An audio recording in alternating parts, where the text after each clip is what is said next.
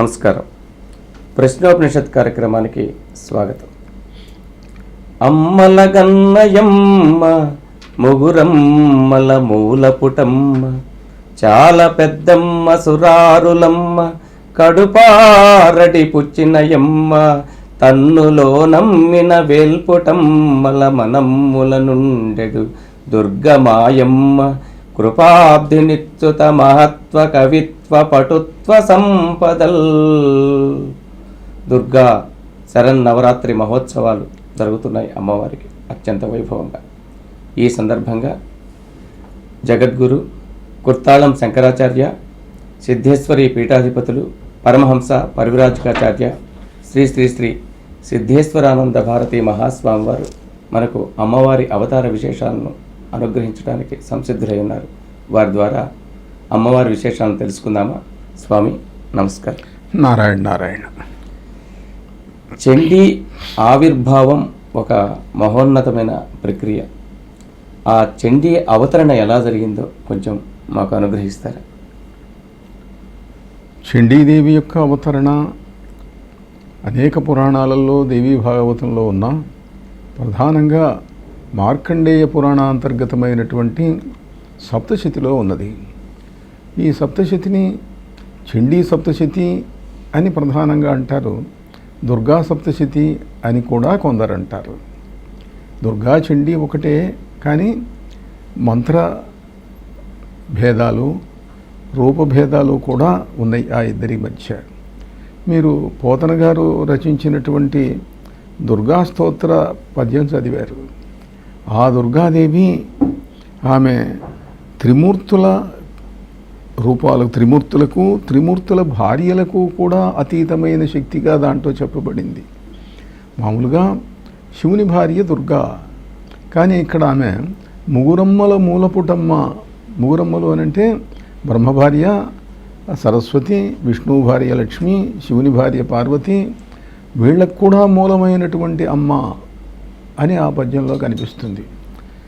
మిగతావి విశేషణాలు ఉన్నాయనుకోండి. పోతన గారు చిత్రం ఏమిటనంటే, మామూలుగా విద్య కావాలి అనంటే సరస్వతిని ఉపాసిస్తారు, కానీ పోతన గారు దుర్గా తనకు కవిత్వాన్ని ఇవ్వాలి అని ప్రార్థిస్తున్నాడు. అంటే దుర్గాదేవి అంటే పోతన గారికి చాలా ఇష్టం అన్నమాట. ఎవరెవరికి ఏ దేవతలు ఇష్టమైతే ఆ దేవతలు ఏదిమన్నా ఇస్తారు, కవిత్వం ఇమ్మన్నా ఇస్తారు. రామరాజభూషణుడు అయితే హనుమంతుడి వల్ల తనకు కవిత్వం వచ్చింది అని చెప్పుకున్నాడు. వ్యాకరణ పండితుడు. అలానే మరి వల్లభరాయుడు అయ్యేటైతే ప్రత్యక్షమైనట్టి భైరవస్వామిచే సిద్ధ సారస్వత శ్రీవరించే భైరవుడి వల్ల తనకు కవిత్వం వచ్చింది అని చెప్పుకున్నాడు. కాళిదాసు కాళీదేవి వల్ల వచ్చింది అన్న సంగతి ప్రసిద్ధం. ఇలా ఎవరి ఇష్టదైవతం వాళ్ళు గురించి చెప్పుకున్నా పోతన గారు ప్రత్యేకంగా చెప్పిన విశేషం మనకు చాలా ఇష్టమైనటువంటిది. ఆ పద్యం చాలా అద్భుతమైనటువంటి పద్యం. సరే, ఆ దుర్గా సప్తశతి అంటూ దానికి చండీ సప్తశతి, ఎందుకంటే ఆ సప్తశతిలో వర్ణించబడిందంతా చండీదేవి. చండీదేవి మంత్రశాస్త్రంలో 3 రూపాలు, సాత్విక రాజస తామస రూపాలు ఉన్నాయి. చండీ అవతరణం ఎప్పుడు జరిగింది అని అంటే, మామూలుగా సప్తశతిలో 4 కథలు ఉన్నాయి. 3 కథలు మధుకైటభ సంహారం. అప్పుడు కాళీదేవి ఆమె విష్ణుదేవునకు శక్తినిచ్చి మధుకైటభ సంహారం చేయించింది, మహాకాళిగా అవతరించింది. రెండోది మహాలక్ష్మి అని చెప్తారు. మహిషాసురమర్దిని, మహిషాసురుణ్ణి చంపటానికి ఆవిడ అవతరించింది. ఆమెను మహాలక్ష్మి అని పిలుస్తున్నారు. శుంభ నిశుంభులను చంపటానికి అవతరించింది. ఆమెను మహాసరస్వతి అని పిలుస్తున్నారు. ఇటీవల అందరికీ ఇది అలవాటైపోయింది. మహాకాళి, మహాలక్ష్మి, మహాసరస్వతి రూప చండీ పారాయణం కరిష్యే, ఏదో పూజాం కరిష్యే, ఇట్లా అలవాటైంది. అట్లా ఈ 3 ప్రధానమైనవి. ఇవి కాక 4వ కథ ప్రత్యేకంగా ఈ 3 పేర్లతో సంబంధం లేకుండా కేవల చండిగా ఉన్నటువంటిది 4వ కథ, సురధుడు సమాధి కథ. స్వామి, ఆ సప్తశతిలో ఆ దేవత వర్ణన ఎలా జరిగిందంటారు? దేవతా వర్ణన 3 కథల్లోనూ కూడా కనిపిస్తుంది. అయితే అందులో ఏమిటనంటే మొదటి మీరన్న దుర్గాదేవి యొక్క స్మరణ కూడా బాగా కనిపిస్తుంది. దుర్గే స్మృత హరసి భీతిమశేష జంతో స్వస్థై స్మృత మతిమతీవ శుభాన్ దదాసి దారిద్ర్య దుఃఖ భయహారిణి కాత్వధన్యా సర్వోపకారకరణాయ సదార్ద్రచిత్త అని దుర్గాదేవిని స్మరించటం, చండీదేవిని స్మరించటం, ఈ చాలా శ్లోకాలు దాంట్లో వివిధ సందర్భాలలో కనిపిస్తూ ఉన్నాయి. ఆ తర్వాత మరొకటి ప్రధానంగా ఏమిటనంటే ఆ దేవత సర్వశక్తి సంపన్నురాలు అని చెప్పటం కోసం అన్ని రూపాలు ఆమె ధరిస్తుంది. యాదేవి సర్వభూతేషు శక్తి రూపేణ సంస్థిత నమస్తస్యై నమస్తస్యై నమస్తస్యై నమో నమః అని అట్లా ఆ శక్తి అన్న చోట అనేక పదాలు పెట్టి నమస్తస్యై నమస్తస్యై ఇట్లా కనిపిస్తుంది. అంటే ఆమె సర్వదేవతా స్వరూపము, సర్వశక్తి స్వరూపము, సర్వ విద్యాస్వరూపము అని చెప్పటం మనకు సప్తశతిలో చాలా చోట్ల కనిపిస్తూ ఉన్నది. స్వామి, ఇప్పుడు అమ్మవారిని మహాలక్ష్మి స్వరూపము, సరస్వతి స్వరూపము, భద్రకాళి స్వరూపం, ఈ త్రిమూర్త్యాత్మక స్వరూపంగా వర్ణించడంలో అంతరార్థం ఏంటంటారు? ఇందాక మీరు చదివిన మొదటి పద్యంలోనే ఉన్నది, ముగురమ్మల మూలపుటమ్మ అని చెప్పి. ఆమె ఈ ప్రధానమైనటువంటి త్రిమూర్తుల భార్యలకు కూడా మూలమైనటువంటి దేవత దుర్గాదేవి. ఆమె చండిగా చెప్పబడుతూ ఉన్నది.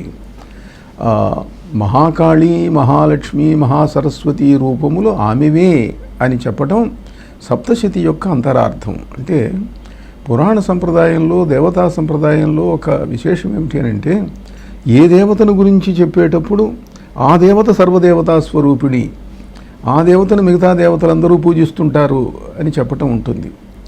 ఇప్పుడు సరస్వతీదేవిని గురించి చెప్పారనుకోండి, ఆ సరస్వతి శ్లోకాలు, వర్ణనలు, మంత్రాలు చూసేటైతే ఆమెను అందరూ దేవతలు పూజించినట్టు కనిపిస్తుంది. మరి ఆ బ్రహ్మాచ్యుత శంకర ప్రభృతిభిర్దేవై సదా పూజిత, బ్రహ్మ విష్ణువు మహేశ్వరుడు కూడా ఆమెను పూజించారు. అటునే లక్ష్మీదేవిని గురించి, పార్వతీదేవిని గురించి ఉంటుంది. సో ఇక్కడ చండీదేవిని గురించి చెప్పేటప్పుడు ఆమె సర్వదేవతా స్వరూపిణి అని చెప్పడం కోసం ఈ ముగ్గురు దేవతలు కూడా ఆమె యొక్క స్వరూపాలే అని వర్ణించడం జరిగింది. చండీదేవి గాథను కొంచెం చెప్పండి స్వామి. చండీదేవి యొక్క గాథలు, అందులో చివరి గాథ మనకు దగ్గరగా ఉండేటువంటిది. అంటే ఆ పై 3 గాథల్లో కూడా మహారాక్షసులు తపస్సు చేసినటువంటి వాళ్ళు, 100 సంవత్సరాలు తపస్సు చేసి బ్రహ్మచేత వరాలు పొందినటువంటి కథలు ఒక రకంగా మనకు చూస్తే మన భూమికి కొంచెం పై భూమికకు సంబంధించిన వాళ్ళుగా కనిపిస్తారు. వాళ్ళు మానవ భూమికలో ఉన్నవాళ్ళు సాధన చేసిన కథ 4వ కథ. అందులో సురధుడనేటువంటి రాజు ఉన్నాడు. శత్రువులు దండయాత్ర చేశారు, రాజ్యం వాళ్ళ చేతుల్లోకి వెళ్ళిపోయింది.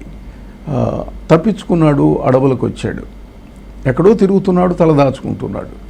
అట్నే సమాధి అనేటువంటి వైశ్యుడు ఉన్నాడు. ఈ వైశ్యుడు వ్యాపారంలో నష్టపోయినాడు. వ్యాపారంలో నష్టపోయి ఇంట్లో సంపాదన లేదు. సంపాదన లేకపోతే ఇంట్లో వాళ్ళు సరిగ్గా ఆదరంగా చూడటం లేదు, చాలా తక్కువగా చూస్తున్నారు.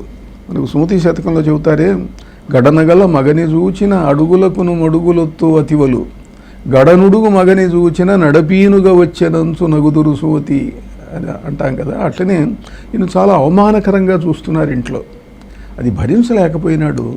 నా దగ్గర డబ్బు లేకపోబట్టి కదా భార్యా పిల్లలు కూడా నన్ను ఇంత హీనంగా చూస్తున్నారు, ఏదైనా సరే డబ్బు సంపాదించాలి మళ్ళీ అని అతడు అడవుల పాలైనాడు. ఏదో మార్గం వెతకాలి, అప్పుల పాలు ఇవన్నీ కూడా. అయితే వీళ్ళిద్దరూ కలుసుకున్నారు. కలుసుకొని ఒకళ్ళ కష్టాలు ఒకళ్ళకు చెప్పుకున్నారు. ఎవరి కష్టాలు వాళ్ళవి. ఆయనది రాజ్యపు కష్టం, ఈయనదేమో వ్యాపారపు కష్టం. ఇద్దరు కలిసి కష్టాల్లో ఉన్నాము, మనకు ఎవరైనా మనం ఉద్ధరించేవాళ్ళు దొరికితే బాగుండును అని వెతుకుతూ పోతే ఒక మహర్షి ఆశ్రమం కనిపించింది. సుమేధుడు మహనీయుడైనటువంటి ఒక మహర్షి ఉన్నాడు. ఆ మహర్షి దగ్గరికి వెళ్ళారు. ఆయన కాళ్ళ మీద పడ్డారు. ఆయన వీళ్లకు చండీ మంత్రాన్ని ఉపదేశించాడు. చండీ నవాక్షరీ మంత్రం. దుర్గా మంత్రాలలో దుర్గా నామం ఉంటుంది. దాంట్లో చాలా రకాలు ఉన్నాయి. వనదుర్గా, శూలిని దుర్గా, ఇట్లా చాలా ఉన్నాయి. ఇక్కడ ఈ చండీ మంత్రం ఏమిటి అంటే నవాక్షరీ మంత్రం. ఇది 9 అక్షరాలు కలిగినటువంటి మంత్రం. చండి అంటేనే కోపదేవత, క్రోధదేవత, చెడి కోపే ధాతువు ప్రకారం. ఆమె చాముండా ఆమె యొక్క నామం. ఈ చాముండా నామంతో కూడినటువంటి బీజాక్షరం చండముండాసురులను సంహరించటం వల్ల ఆమెకు చాముండా అన్న పేరు వచ్చింది. ఆ మంత్రం చెప్పాడు. మంత్రం ఇద్దరూ కూడా చేసినటువంటి సాధన చూస్తే చాలా తీవ్రమైన సాధన చేసినట్టుగా మనకు సప్తశతి కనిపిస్తుంది. అంటే మామూలు సంప్రదాయ మార్గంలో తపస్సు చేయటము అని అంటే ఉపవాసాలు ఉండటము, అతి కఠోరమైనటువంటి నియమాలతోటి తపస్సు చేయటం, పంచాగ్ని మధ్యంలో నిలబడటం, ఎండాకాలంలో సూర్యుడి వైపు చూస్తూ చేయటం, శీతాకాలంలో కనుక అయ్యేటట్లయితే గొంతులోతు సన్నీళ్లలో నిలబడి మంత్రం చేస్తూ ఉండటం, ఈ ప్రక్రియలు ప్రాచీన కాలంలో చేసేవాళ్ళు. తపస్సు అంటే అది. అట్లా కాక ఇతడు ఏం చేశాడనంటే వీళ్ళిద్దరూ కూడా ఆ తీవ్రత రావాలి, ఇంకా రావాలి అన్న ఉద్దేశంతో ప్రతిరోజు కూడాను రక్త తర్పణం చేస్తూ చేశారట. అంటే అమ్మవారి యంత్రమో ఏదో విగ్రహం ఏదో పెట్టుకొని దాని మీద రోజు స్వగాత్ర రుధిరందత్వ, తమ శరీరంలో నుంచి రక్తము తీసి సమర్పించేటువంటి వాళ్ళు. మామూలుగా ఆచారం, సంప్రదాయం, దక్షిణాచారం, వైదికాచారం అంగీకరించం అనుకోండి, కానీ పుస్తకంలో ఉన్నది, గ్రంథంలో ఉన్నది అది. వాళ్ళిద్దరూ అలా 2 సంవత్సరాలు చేశారు. సురధుడు సమాధి 2 సంవత్సరాలు చేస్తే అమ్మవారు వాళ్లకు కలలో కనిపించిందిట. ఇవాళ చాలామంది ఉన్నారు ధ్యానం చేసేటువంటి వాళ్ళు. నా దగ్గరికి ఆ మధ్య ఒక ఆయన వచ్చాడు. స్వామివారు మిమ్మల్ని చూడటానికి వచ్చానండి, నిన్ననే వద్దామని మీకు ఫోన్ చేశాను, రాలేకపోయినాను. అట్లా నాన్న, ఎందుకని నేను ఎందుకు అడగటం, కానీ ఆయన చెప్పకుండా ఉండలేకపోయినాడు. నిన్న నా దగ్గరికి శివుడు వచ్చాడు, 1 గంట సేపు మాట్లాడుతూ కూర్చున్నాడు. ఇవాళ బయలుదేరదాం అనుకుంటుంటే విష్ణుమూర్తి వచ్చాడు, ఆయన 45 మినిట్స్ మాట్లాడాడు, అందువల్ల కొంచెం ఆలస్యంగా వచ్చానండి అన్నాడు. అయితే ఎందుకు వచ్చారన్న, నాకేదో ఫలానా బాధ ఉన్నది, ఆ బాధ తగ్గించమని అడగటానికి వచ్చాను అన్నాడు. శివుడితో విష్ణువుతో మాట్లాడేవాడికి నేను నీ బాధ తగ్గించటం ఏమిటయ్యా అన్నాను. వాళ్ళు మాట్లాడుతున్నారు కానీ పనులు చేయటం లేదండి అన్నాడు. అంటే ఇవన్నీ ఎట్లా ఉంటాయంటే భ్రాంత దర్శనములు, భ్రాంతి. దేవతలు కనిపించారు, మాట్లాడుతున్నారు అనేటువంటి ఓ భ్రాంతి, అది కొంతమందికి మానసికమైనటువంటి వికృతులు. ఇవన్నీ కూడా నిజంగా మా ప్రాచీన కాలంలో మహనీయులు, మహర్షులు, మనం రామకృష్ణ పరమహంస వంటి వాళ్ళ జీవితాలు చూస్తాం. అనేక సంవత్సరాలు కష్టపడి తపస్సు చేస్తే ఒకసారి కనిపిస్తారు. ఇక రోజు వెళుతూ డైలాగ్స్ చెప్తూ కూర్చోవటం ఉండదు. వీళ్ళకు కూడా అట్లనే సురధుడికి సమాధికి స్వప్న సాక్షాత్కారం అయింది. తర్వాత ఇంకొక సంవత్సరం చేశారు మళ్ళీ. అప్పుడు అమ్మవారు సాక్షాత్కరించిన ఆయన మీ తపస్సుకు నేను సంతోషించాను, ఇంకేం కావాలో కోరుకోండి అన్నది. సురధుడు అన్నాడు, అమ్మా నాకు మహారాజ్యం కావాలి, నేను రాజ్యభ్రష్టుడైనాను, తిరిగి నేను చక్రవర్తిని కావాలి, పరిపాలించాలి అంటే ఆమె అన్నది నవ్వి, నీవు చేసిన తపస్సుకు రాజ్యం ఇవ్వటం అదేం పెద్ద విశేషమయ్యా, ఇవాళ నీ రాజ్యం ఇవ్వటం, పరిపాలించడం పెద్ద విశేషం కాదు, ఇచ్చేస్తున్నాను. అంతేకాదు నువ్వు కోరకుండా కూడా ఇస్తున్నా ఇంకో వరం. రాబోయే మన్వంతరంలో నీవు మనువు అవుతావు అని వరం ఇచ్చింది. మనువు అంటే కొన్ని లక్షల సంవత్సరాలు పరిపాలిస్తాడు. ఇవాళ మనం వైవస్వత మన్వంతరంలో ఉన్నాం. వైవస్వతో మనుర్నామ మాననీయో మనీషిణాం ఆసీన్ మహీక్షితామాద్య ప్రణవశ్చందసామివ అంటాడు మహాకవి కాళిదాసు. ఈ వైవస్వత మన్వంతరం తర్వాత ఇప్పుడు అతడు మనువు కాబోతున్నాడు అన్నమాట, అమ్మవారి ఇచ్చినటువంటి వరం వల్ల. అట్లా అతడికి ఆ వరం ఇచ్చింది. సమాధి దగ్గరికి వెళ్ళింది. నాయన నీకేం కావాలి అన్నది. అంటే అతడు అన్నాడు, అమ్మా నేను తపస్సు మొదలుపెట్టినప్పుడు నాకు మంచి వ్యాపారం రావాలి, బాగా డబ్బులు సంపాదించాలి అని తపస్సు మొదలుపెట్టాను. మొదలుపెట్టిన తర్వాత కొన్నాళ్లకు మనస్సు మారిపోయింది. ఇవి ఏవి అశాశ్వతాలు కదా, మొన్న డబ్బు ఉన్నది పోయింది, ఇంకోసారి ఉన్నది ఇంకొంతకాలం ఉంటుంది, అమ్మవారు వరమిస్తే ఈ జీవితం అంతా ఉంటుంది, తర్వాత శాశ్వతం కాదు కదా ఇది అని అనిపించిందమ్మా. నాకు సుఖభోగాల మీద ఆసక్తి పోయింది, నాకు మోక్షాన్ని ప్రసాదించు అన్నాడు. చాలా సంతోషం ఆయన, అట్లనే ఇస్తున్నాను అన్నది. వాడు అమ్మవారి లోకానికి సాలోక్య సిద్ధిని పొంది వెళ్ళిపోయినాడు. చండీ సప్తశతిలో మామూలు మానవులుగా ఉండి కష్టాలు సుఖాలు పడేటువంటి వాళ్ళ యొక్క చరిత్ర ఈ 4వ కథ. ఇది మనకు ప్రధానంగా దగ్గరగా కనిపిస్తుంది మనకు సాధన చేసే వాళ్ళకు కానీ ఎవరికైనా. ప్రశ్నోపనిషత్ కార్యక్రమంలో స్వల్ప విరామం. ప్రశ్నోపనిషత్ కార్యక్రమానికి పునఃస్వాగతం. స్వామి, ప్రచండ చండీ అంటుంటారు కదా, ఇప్పుడు మామూలు చండీ అనేదానికి ప్రచండ చండీ అనేదానికి ఏమన్నా వైవిధ్యం ఏమన్నా ఉన్నదండి? అంటే ఇంద్రాణ్యా పరమాం శక్తిం సర్వభూతాధినాయికాం ప్రచండ చండికాం దేవీం వజ్రవైరోచనీం భజే అన్నాడు గణపతి ముని. అంటే చిన్నమస్త అని దశమహావిద్యల్లో ఏ దేవత ఉన్నదో ఆ దేవతకు వజ్రవైరోచని, చిన్నమస్త, ప్రచండ చండిక అని పేరు. ఆ మంత్రం వేరు, ఈ చండీ మంత్రం వేరు. అయితే ఆ దేవిని కూడా కొంతమంది చండీ అని అనటం ఉన్నది. ప్రచండ చండీం లఘునాపదేన చండీం విదుఃకేచన బుద్ధిమంతః. ప్రచండ చండీని కూడా కొంతమంది చండీ అంటారు అని ఆయన గణపతి ముని చెప్పారనుకోండి. ఏదన్నా ఈ రెండింట్లో మంత్రభేదం ఉన్నది, రూపభేదం ఉన్నది, తత్వభేదం ఉన్నది. కనుక చండీ ఏమో చాముండా శబ్దంతో ఉంటుంది. ఇదిగో ఈ సప్తశతిలో ఉన్న వాళ్ళందరినీ అనుగ్రహించిన దేవత, దుష్ట శిక్షణ చేసిన దేవత. ఆ ప్రచండ చండేమో తీవ్ర దేవత, నాతః పరతరాకాచిద్ ఉగ్రాదేవి భవిష్యతి అంటారు. ఆమెను కూడా అత్యంత తీవ్ర దేవతగా చెప్తారు. ఆ దేవతను ఆరాధించిన వాళ్ళు గణపతి ముని లాంటి వాళ్ళు ఇటీవలి కాలంలో ఉన్నారు. జీవించి ఉండగా ఆ మంత్రం జపించి కపాల భేదనం జరిగినటువంటి ఏకైక వ్యక్తి ఆ మంత్ర సాధన వల్ల కావ్యకంఠ గణపతి ముని. 7వ శతాబ్దంలో అయితే పద్మసంభవుడు అని ఉండేవాడు, బౌద్ధ భిక్షువు, మహాపురుషుడు. ఆయన మహాసిద్ధులు సంపాదించాడు ఈ ప్రచండ చండీ వజ్రవైరోచని వల్ల.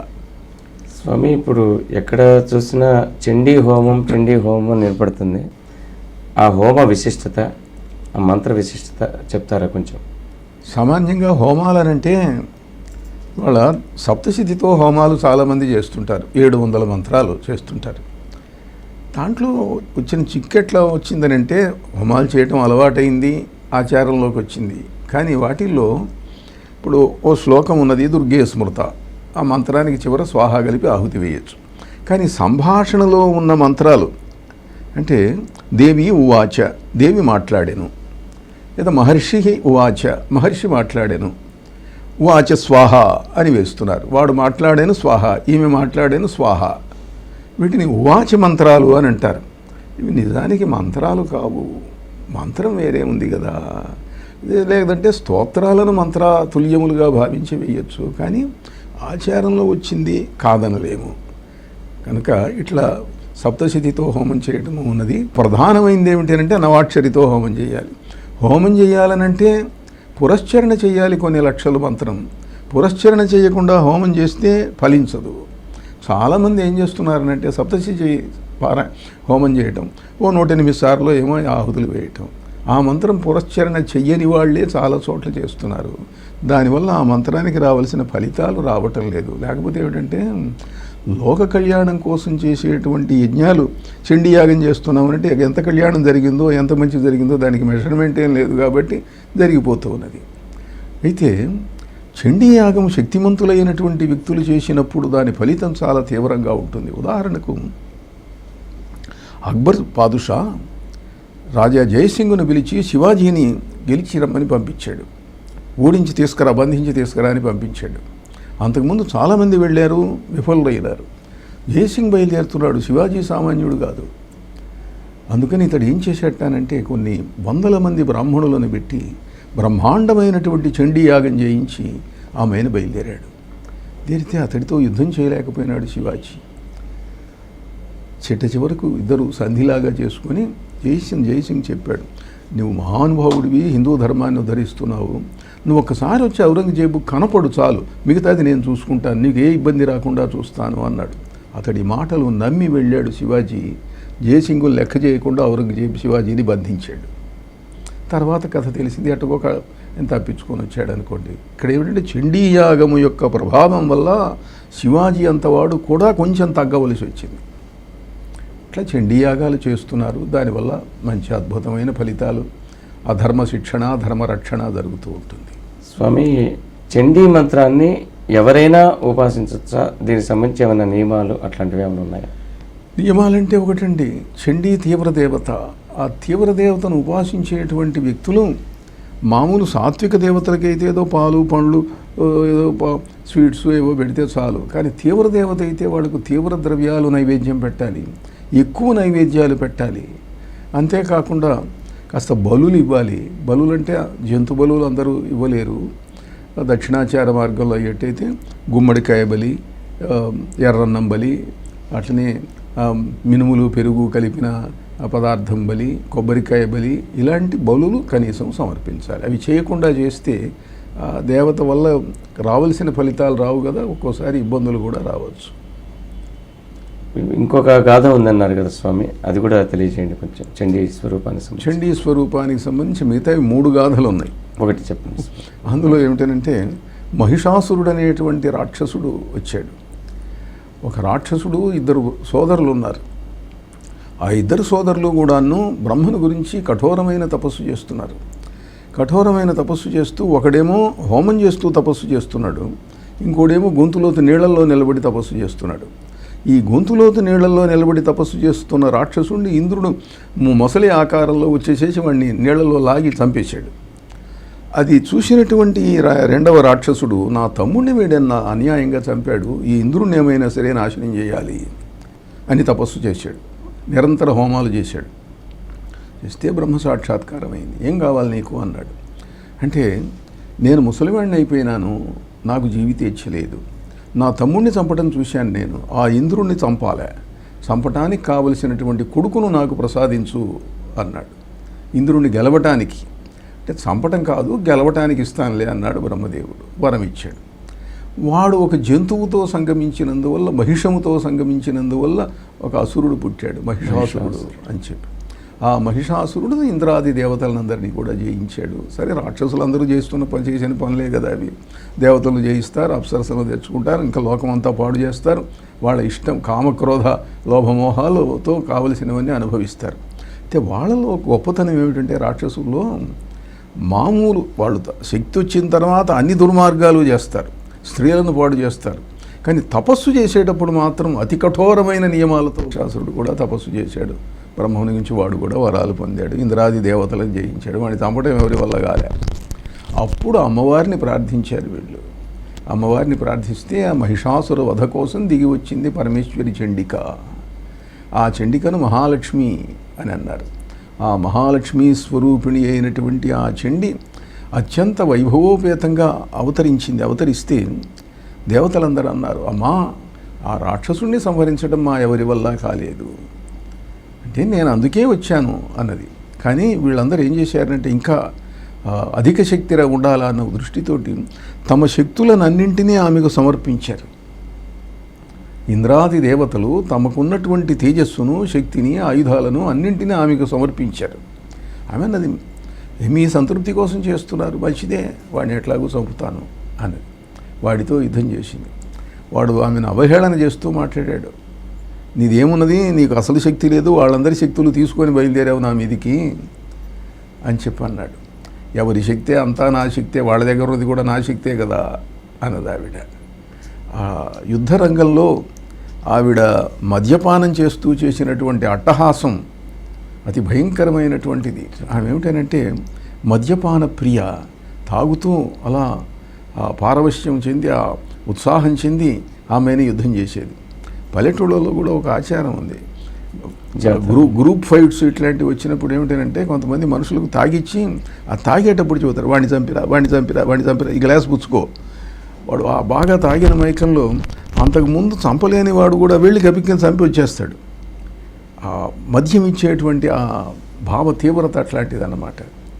అందువల్ల అట్లాంటి ఆ భావ తీవ్రత రావటం కోసం పరమేశ్వరి కూడా అలా మద్యాన్ని తీసుకున్నది అని మనకు సప్తశతి వర్ణిస్తున్నది. ఇట్లా మహిషాసుర సంహారం ఆమె చేసినటువంటి కథ చాలా అద్భుతమైనటువంటి కథ. చాలా ధన్యవాదాలు స్వామి. ఈ నవరాత్రి ఉత్సవాల్లో చండీ దేవతల గురించి మాకు చక్కగా అనుగ్రహించారు. మరో అవతారాన్ని గురించి మరిన్ని విశేషాలు తెలియజేస్తున్నాను. తథాస్తు. దుష్ట సంహారిణి, సకల దేవతా స్వరూపిణి అయినటువంటి చండీదేవి అవతార విశేషాలను శ్రీ శ్రీ శ్రీ సిద్ధేశ్వరానంద భారతీ మహాస్వామి వారు మనకు అనుగ్రహించారు. వారి ద్వారా మరిన్ని అవతార విశేషాలను మరో ప్రశ్నోపనిషత్తు ద్వారా తెలుసుకుందాం. అందాక సెలవు మరి. నమస్కారం.